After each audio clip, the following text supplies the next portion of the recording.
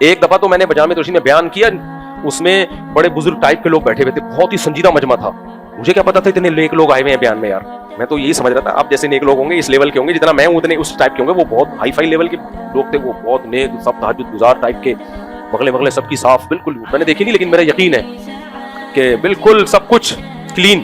تو میں نے کوئی لطیفہ سنا دیا بھائی, وہ مجھے یاد ہے اتنے خطوط لکھے نا انہوں نے کہ اس کو نکالو. تو ان کا ظرف تھا میرے جیسے نالائق کو انہوں نے کیا کر لیا, برداشت. انہوں نے کہا بھائی سمجھاتے رہے, لیکن ان کا ایک مزاج ہے کہ بھائی اپنے لوگوں کو نا, اپنے وہ ابھی بیان میں بھی آیا نا کہ اپنے شاگردوں کو اپنی اولاد کی طرح سمجھو.